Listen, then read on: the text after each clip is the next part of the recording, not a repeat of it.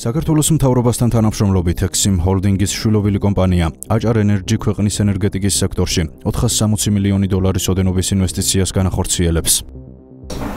ჩვენ დაახლოებით 360 მეგავატამდე სიმძლავრის პროექტებზე უკვე შევთანხმდით მთავრობასთან ერთად და კომპანია მიმდინარე წელს აქტიურად იწყებს 460 მილიონი დოლარიანი ინვესტიციების განხორციელებას, რაც საქართველოს ელექტროენერგიას, რა თქმა უნდა, ელექტროენერგეტიკის სექტორს შემატებს დამატებით სიმძლავრეს და რა თქმა უნდა კონკურენტუნარიანობას აამაღლებს.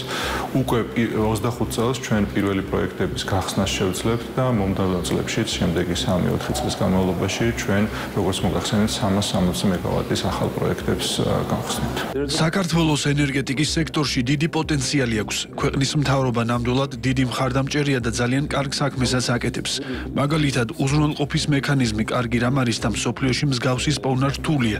ჩვენ სხვა ქვეყნებშიც ვახორციელებთ კაპიტალ დაბანდებას და ბიზნესს.